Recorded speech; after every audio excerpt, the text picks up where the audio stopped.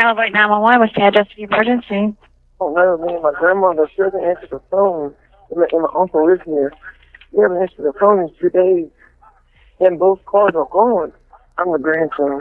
They're either dead in there or laying down. Somebody's in there, and it smells funny in there. Paul Starns Jr.'s call led deputies to conduct a welfare check, but what they uncovered at the scene defied all expectations and plunged them into a chilling and unimaginable situation. Sheriff's office! Oh my God. We have a body. Do we? Yes, we did. Okay. Nancy Starns, 80, had been shot in the head, while Kenneth Starns, 59, lay lifeless in a pool of blood. The crime scene was nothing short of horrifying, a brutal execution of an elderly woman, devoid of any mercy, and her son left to perish after what appeared to be a violent and desperate struggle. What happened to you? Don't know yet. Looks like at least one of them was shot. Oh my God, man. Wow. Paul Jr. appeared devastated at first, but a statement he made soon after raised serious suspicions, casting doubt on his apparent grief and prompting investigators to dig deeper.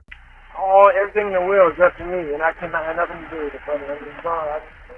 His peculiar and unsettling words quickly turned the spotlight on him, making Paul Jr. a prime suspect in the unfolding investigation. He's mentioning certain things that typically you don't say to police in a homicide investigation. At 11:15 a.m. on Saturday, September 23, 2017, deputies from the Isle of Wight County Sheriff's Office responded to a reported residential burglary on the 4000 block of Ennisdale Drive, Virginia. Upon arrival, they were met by the victim's grandson, Paul Starns Jr., who guided them toward the house and explained how to enter. Body cam footage captured the eerie silence as officers approached the property. The door, ajar and splintered, bore clear signs of forced entry. With guns drawn and their nerves on edge, the deputies entered the home, meticulously checking each room, scanning every shadow, and peering into every corner to ensure no intruder was still inside. What awaited them was chaos, overturned furniture, drawers hastily emptied, and belongings scattered across the floor in a scene that spoke of frantic, violent disruption. Amid the disarray, a strange, overpowering odor hung heavy in the air, a grim indicator that something far worse had occurred. What began as a routine welfare check had quickly morphed into a chilling discovery. This wasn't just a simple burglary. It was the prelude to a nightmare that would leave an indelible mark on all who entered that house. Oh my God. We have a body. Do we? Yes, we did. Okay. Inside the home, deputies discovered the lifeless body of 80-year-old Nancy Starns lying at the foot of her bed. Her body was frozen in an unnervingly unnatural position, suggesting she had been standing or sitting moments before her death. The most chilling detail, however, was the gunshot wound that had ended her life. Determined to search for any signs of life, the deputies moved through the house, hoping against hope to find Kenneth alive. But when they reached the back bedroom, they were met with a grim and horrifying sight. Kenneth lay on the floor surrounded by a pool of blood. Gunshot wounds to his hand, chest, and torso told a devastating story. He had fought desperately to defend himself, his final moments consumed by a frantic struggle for survival against an unrelenting assailant. Both mother and son had been brutally executed, their lives violently cut short in the home they had shared. As the deputies exited the house, shaken and somber, they turned their attention to Paul Starns Jr., the grandson who had placed the call. He explained that he hadn't heard from his grandmother Nancy or his uncle Kenneth in days, prompting him to alert the authorities. What began as a welfare check had now become a homicide investigation, and the answers to the horrific scene inside the house remained shrouded in mystery. I'm scared, man. Oh, man. Come in. What happened, man? Don't know yet. Looks like at least one of them was shot. Oh my God, man. Wow. Hey, look, y'all in there. How far in there did you go? Hold on.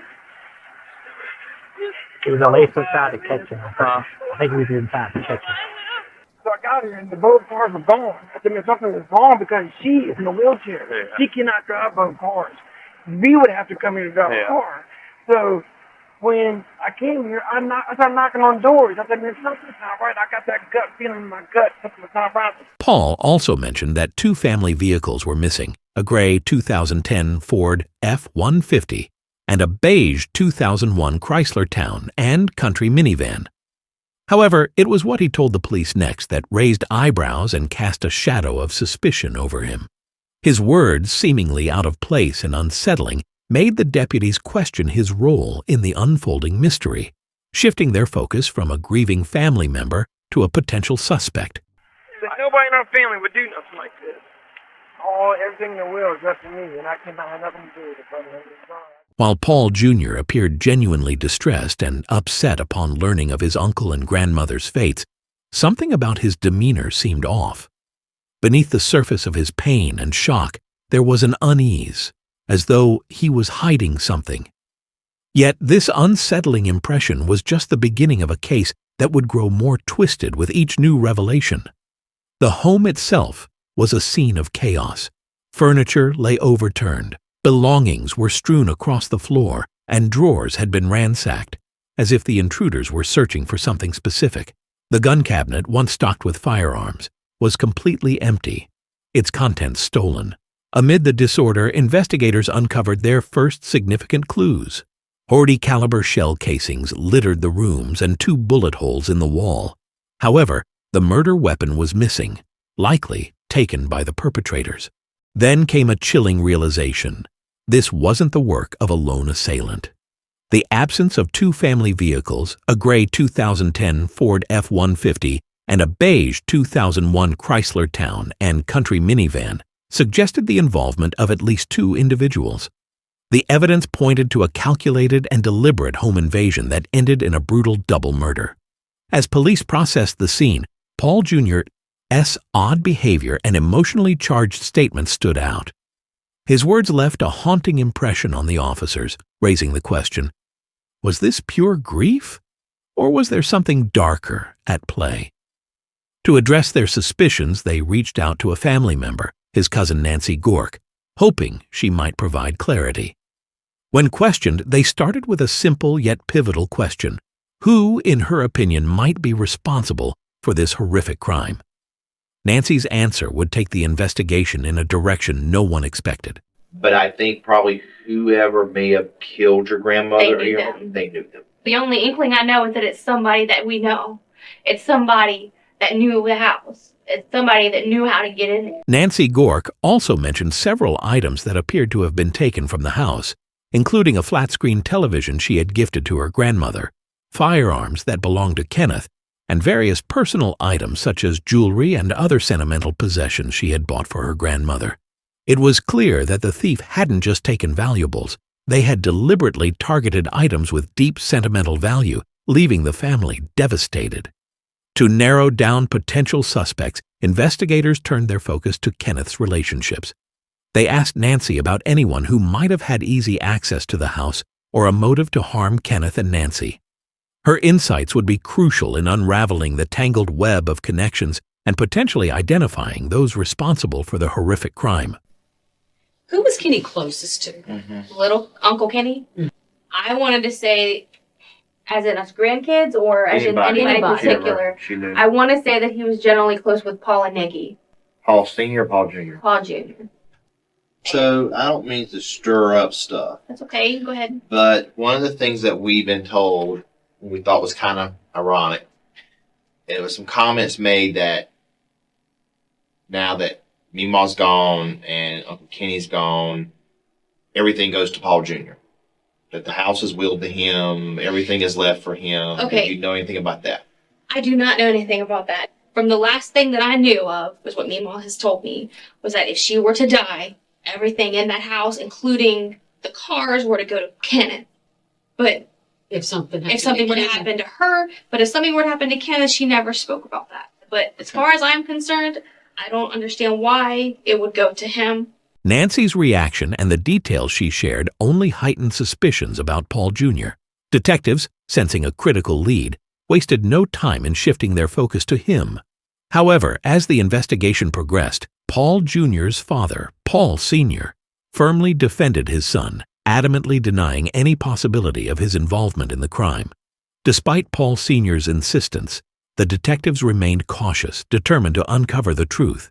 Every piece of evidence, every statement, and every inconsistency was now under scrutiny, as the case took an even darker and more complex turn. I knew that they were looking into my son, and I told them, "You're wasting your time with him." My son loved his meemaw.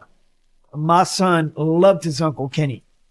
He would have done anything in this world to protect them, including giving up his own life to protect them. You're barking up the wrong tree. Despite their initial suspicions, investigators couldn't find any concrete evidence linking Paul Jr. to the crime scene at the time of the murders. As a result, the theories and concerns raised by family members began to lose momentum. The focus of the investigation shifted when a new lead emerged, steering detectives in an entirely different direction. The turning point came when police held a press conference, appealing to the public for information that could help crack the case. They urged anyone who might have witnessed something suspicious or overheard details related to the crime to come forward. This plea for assistance marked a critical moment in the investigation, as officers hoped fresh insights from the community might illuminate the dark mystery surrounding the gruesome events. My name is Mark Marshall. I'm the sheriff here in Alawite County. There are a couple of things I want to do this afternoon. First and foremost, I want to make sure that you all get a status update as to our investigation in the double homicide that was discovered this past Saturday in the Rushmere area of Alawite County. This is where the community has to really pull together to think about what they may have seen, what they may have seen prior to this. If there was something unusual, suspicious, out of the ordinary, people that may have been in the neighborhood or in the area. It wasn't long before the first promising lead emerged, and it would change everything. A local newspaper delivery woman came forward with crucial information, recounting that she had seen two men in the area on the day of the murders, one heavyset and the other thin. Their presence in the neighborhood just days before the bodies were discovered raised suspicions, making them either potential witnesses or suspects. The investigation gained momentum as detectives expanded their efforts, turning their attention to local pawn shops. In one such shop, they found items matching those reported missing from Nancy and Kenneth's home. Digging deeper, surveillance footage and pawn receipts revealed a significant connection. Sharon Galvin, a woman linked to the suspects, had been pawning stolen goods from the Starns' residence. The items included televisions and other valuables, all sold under her name. What started as a search for stolen property quickly escalated into a larger investigation for the truth. However, the truth proved elusive and complex. The case took another dramatic turn when a male informant contacted the police, revealing that Sharon Galvin had also been involved in selling firearms, potentially those stolen from the Starns' home. This tip led authorities to organize a sting operation, hoping to catch her in the act of selling one of the stolen guns. The operation was high stakes, as this exchange would provide the critical evidence needed to connect the suspects to the murders and dismantle what appeared to be a larger criminal network. The investigation was now on the brink of a major breakthrough, but it would take precision, patience, and courage to bring the perpetrators to justice. We want to film her, the location of the guns. Okay. So It's pretty cool, man. yeah, it's crazy in the paper. Street fight or something. Well, which one do you want? That's what I'm trying to find. You got one that might actually pump. The handguns would have been the best. But you said you got them. The informant was unable to purchase the gun from Sharon Galvin, but his efforts were far from futile. During his visit to her house, he managed to catch a glimpse of something that could prove invaluable to the detectives. Among the clutter, he spotted items that closely matched the descriptions of belongings stolen from Nancy and Kenneth's home. This crucial observation provided investigators with a potential link between Sharon and the crime scene. Armed with this new information, detectives began piecing together the puzzle, determined to uncover the full extent of her involvement and how it tied back to the double murder. The informant's discovery marked a significant turning point in the investigation, bringing them one step closer to the truth. When you go in that house, that back shed, that back room, if you lift it up, it's a big compartment. They got a bunch of guns. They all wrapped up in a plastic bag. After learning about the firearms, police obtained a search warrant and raided Sharon Galvin's home. Inside, they discovered an array of items that were both incriminating and deeply unsettling. You read that, let's be honest with me. Is there anything else in this house that I need to know about? She said there's a TV in the house that's not theirs. Where is it at? In the front room right here. In this room right here. Among the stolen items recovered from Sharon Galvin's home were possessions directly tied to the Starr family's house, including one of the missing vehicles. This crucial discovery not only strengthened the connection between Sharon and the crime, but also proved that the investigation was finally closing in on the perpetrators. However, the most significant breakthrough came with the discovery of two men hiding on the property. 19-year-old Richard Alexander Holmes was found on the front porch, while 29-year-old Kareem Jamar Mitchell was discovered inside the house, concealed in a closet under a pile of clothes. Both men matched the description provided by the witness, and their presence in Sharon's home placed them squarely at the center of the investigation. That same night, Sharon, Kareem, and Richard were swiftly taken into custody. As they were transported to the sheriff's office for questioning, detectives began unraveling the relationships between the suspects, trying to determine how the two men were connected to Sharon and their potential roles in the heinous crime. With all three suspects in custody, investigators were closer than ever to uncovering the full truth behind the murders.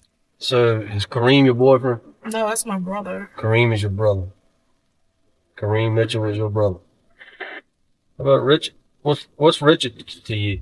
That's my daughter's boyfriend. Who brought them TVs in here? Come on, Sharon. You can't sit there and shake your head when I know you know good and well what I'm talking about, man. I mean, I don't know exactly where none of this stuff came from. You know, I know everything wasn't paid for. That's all I know. As the suspects were brought in for questioning, the truth slowly began to surface. Sharon Galvin initially denied any knowledge of the stolen items found in her possession. However, under mounting pressure and faced with the evidence, she admitted to pawning the stolen items. She claimed that she had done so on behalf of Kareem Jamar Mitchell and Richard Alexander Holmes, who had given her the items to see. This admission tied the two men more directly to the crime and gave investigators a clearer picture of their involvement. With Sharon's confession, the investigation moved closer to uncovering the full extent of what had happened. So we need to back up and talk about some of this stuff. Now, you went and pawned some stuff Saturday, didn't you? You take some stuff to the pawn shop? Because when you pawn things now, everything's computerized. And the minute that you pawned it, we knew about it. I can look up and tell you the date and time, the place, and everything that you pawned, okay? And I was like, why you get so many TVs? Because we already got some. Okay, and what do you say? He said the man sold them for $50. Okay. So what kind of gun would Kareem normally carry? He doesn't normally carry a gun. That's So when he does carry one, what was he carrying? What about Richard? I saw a revolver. Okay. The one that got the little swirl thing. How long ago? I think like 2 months ago. It might have been longer than that. Who had that? I don't know which one of them had it. I don't know which one they didn't. It was in a box. So no one actually added. Her involvement as an accessory was undeniable, though Sharon continued to assert her innocence regarding the murders themselves. Meanwhile, the police meticulously combed through her home, determined to uncover any evidence that could further connect her or the two men found in the house to the crime. When investigators searched Kareem Jamar Mitchell's room, they uncovered numerous items, including a critical piece of evidence, a .40 caliber handgun hidden behind a drawer. Ballistic analysis would later confirm that this was the weapon used in the murders of Kenneth and Nancy Starns. Additionally, further searches revealed more stolen items, including Kenneth's wallet, stolen purses, and televisions. These possessions were directly linked to the Starr family's home, solidifying the robbery as a central motive in the crime. As the evidence mounted, the case was nearing its conclusion. However, key questions still remained unanswered, and the detectives shifted their focus to questioning the suspects, starting with Kareem. Initially, Kareem lied to investigators, attempting to shield himself from culpability. But as the detectives confronted him with the overwhelming evidence against him, his story began to unravel. Piece by piece, the final details of the brutal crime were starting to emerge. So when the deputies got there tonight, why the hell were you in the closet under some clothes? I was asleep. Well, I was asleep. Sleeping in the closet? No, I was folding up clothes at the edge of the closet. I wait to see what everybody was doing. I went to sleep earlier that day. I wake up, first thing I see is a flashlight. And Kareem. All right, Sharon went and pawned a bunch of stuff on Saturday, on the 23rd. She pawned some TVs. She pawned some jewelry. Do you know where she got them TVs and that stuff from? I already talked to Sharon. I mean, it's stolen property, okay? I'll give y'all a confession or whatever. I'll tell y'all what I can't kill the camera. If these cameras stay on, I got no control over these cameras. Kareem's request to have the cameras turned off struck the detectives as odd, and they initially denied it. However, during the questioning, he revealed an unexpected detail: his connection to the family. I mean, I know you couldn't have shot and killed him, but being in your shoes, I don't know how you decide to kick in the doors and take for them two old people that been a long time ago, but they took you in. You dated their granddaughter. I need to give the people time to finish searching that house to prove that we ain't gonna find that .40 caliber weapon in that house. If we do, we're gonna have to come back and have a talk. All right? During the search of Sharon Galvin's house, the police uncovered the .40 caliber handgun used in the murders of Kenneth and Nancy Starns. As this crucial piece of evidence came to light, the detectives, now fully aware of its significance, shifted their approach. Do you understand how serious of a bind you're in right now? You in some deep right now. You understand me? The .40 caliber Glock that I found in your bedroom, behind your dresser drawers. I told you I had people tearing that house to pieces, wall to wall.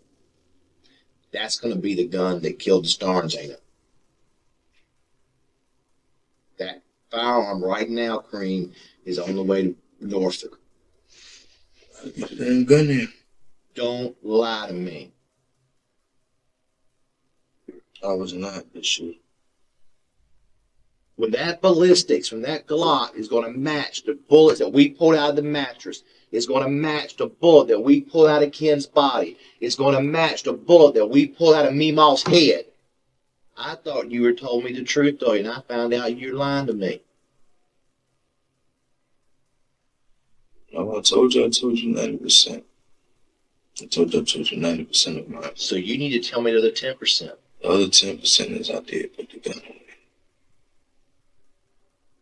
me. So after everything? After everything, I did put the gun on me. I wasn't home. So therefore the gun never got disposed of. But I did put it away. So the problem with talking with Kareem is that Kareem had told me so many lies. So I don't know when Kareem starts telling me the truth, if he's telling me the truth or if he's lying and just up to his old tricks again. Come on, Kareem. Why are you sitting here telling me that don't make sense? It don't make sense. But this is the type of stuff that happen all the time. No, it does not. It does not. Two elderly people don't end up with bullets in their head. Under relentless pressure, he eventually started to crack, just as I had said it was all nothing more than an accident. As I said, it was all an accident. None of that was supposed to happen. It was all an accident. All of it was an accident. I told you I'd tell you. Right? I just want to tell you that. That camera there bothers you that much? It's that important? Yes, it is. You can video me with voice recording on your phone. I tell you everything word for word. You just don't want to see it on this camera. So, you know I'm going to get in trouble. You know I'm putting my job on the line for doing that. I do it. I just don't want to do it on this camera. Kareem appeared visibly uneasy with the camera pointed at him. Not wanting to miss the chance to uncover the truth, the detective quickly decided to cover the camera, hoping this would encourage Kareem to finally reveal the whole truth. September 28, 2017, Lieutenant Potter in the interview room with Kareem Mitchell. Kareem's asked me to turn off the cover the video camera, but he's given me permission to audio record this interview. All right, boss. Yeah, that's my permission to audio record. Okay. As I said, it was never ever. It's supposed to be just a quick kick and grab and go. And what happened was, hit the door, grabbed my TV. You kicked the door?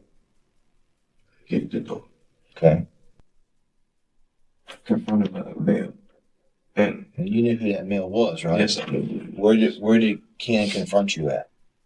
Oh, in his doorway. Okay. In the hallway. In his doorway. Okay.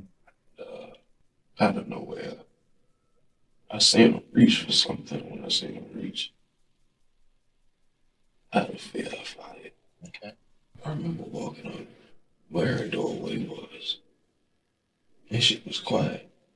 I remember hearing her, I just couldn't see her. She said something, and that moved me too. And I shot because I was afraid of a shot. Yeah, you did. There ain't no other way to put it, and I can't sugarcoat that. Even though Kareem had confessed to the crime, the detectives were eager to learn more from Richard Holmes. However, he remained tight-lipped. In an attempt to break the stalemate, the detective decided to pit the two suspects against each other, hoping that Richard would either confess or, at the very least, deny any involvement. I just finished having an hour-long conversation with Kareem. So let me tell you how things go down. You and Kareem walking down Brasby Lane at 4:30 in the morning because I got you on video. All right? And it's you. And he admitted it's you and him. Y'all walking 4:30 down Brasby Lane, going towards Enosdale. It's you. No questions asked. It's y'all two. He was the first one through the door. You went in behind him. He grabs the TV out of the living room.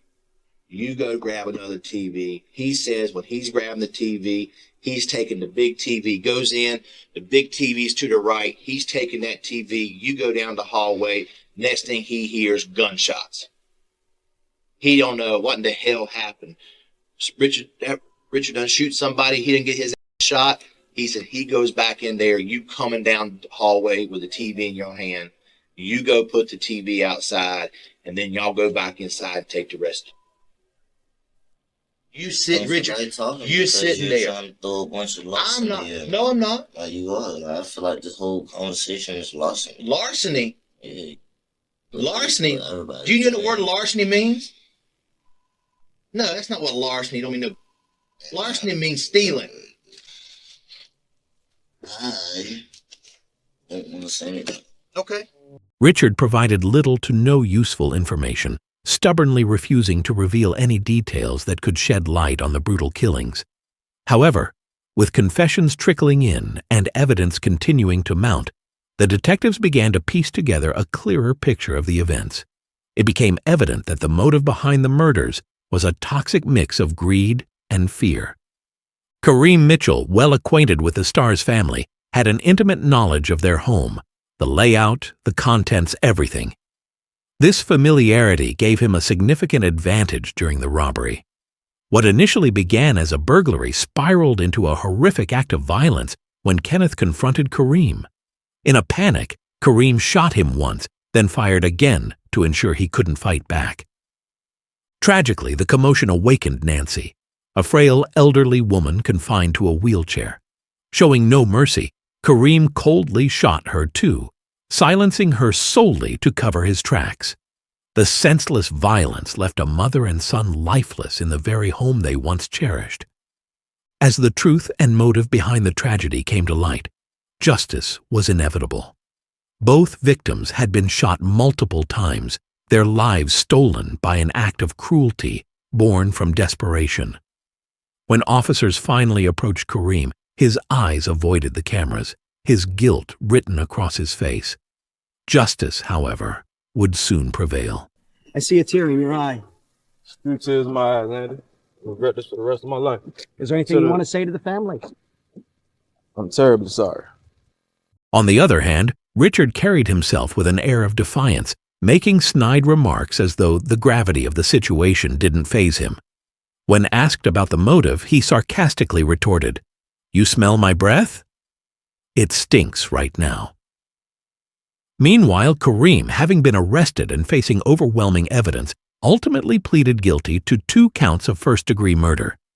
The prosecution had initially sought the death penalty, but after discussions with the victim's family, a plea deal was reached. In exchange for his guilty plea, Kareem was sentenced to 2 consecutive life terms without the possibility of parole, sparing everyone the ordeal of a lengthy and emotionally taxing trial. Beyond the murder charges, Kareem also pleaded guilty to 2 counts of using a firearm in the commission of a felony, which added an additional 8 years to his sentence. Additionally, he received a 45-year suspended sentence for charges related to grand larceny, armed burglary, and possession of a firearm by a convicted felon. Kareem is currently serving his sentence at Red Onion State Prison in Pound, Virginia. Richard Holmes, who initially chose to face trial, eventually accepted a plea deal in November 2019. He was formally sentenced in February 2020 to 32 years in prison and is serving his sentence at Sussex II State Prison in Waverly, Virginia. Sharon Galvin, another individual charged with conspiracy and obstruction of justice, passed away in July 2020 at the age of 39 before her case could go to trial. As a result, all charges against her were dismissed posthumously. While the legal proceedings have concluded, the ripple effects of this tragedy continue to be felt. At the heart of this crime was greed, but beyond the grim headlines lay the loss of 2 innocent lives. Nancy, a kind and compassionate woman, had devoted her life to serving her church and her community, leaving a legacy of love and selflessness now overshadowed by senseless violence. Heart of gold. She was spunky and a little spitfire. She got to be 80, and she was having trouble with the osteoporosis and the hip replacements, but you're not going to tell Mom she can't do something. Kenneth, her eldest son, had remained steadfastly by her side since the passing of his father in 1998. My brother, he stayed with my mom and lived with my mom to help take care of my mom. And it just floored me that somebody would go in there like that and murder both of them. What do you tell a 5-year-old when they ask, where my Nemo at? Where's my Uncle Kenny at? What do you tell them? What do you tell them? No amount of justice can ever undo the harm that was done, but their story will remain as a powerful warning to others. This case serves as a chilling reminder of how greed can lead people to commit unthinkable acts. Our deepest condolences go out to the Starns family who endured such an unimaginable loss that day. If you found this story compelling, don't forget to like, share, and subscribe to Criminal Abyss. Hit the bell icon to ensure you never miss an upload, and let us know in the comments which cases you'd like us to cover next. Thank you for watching.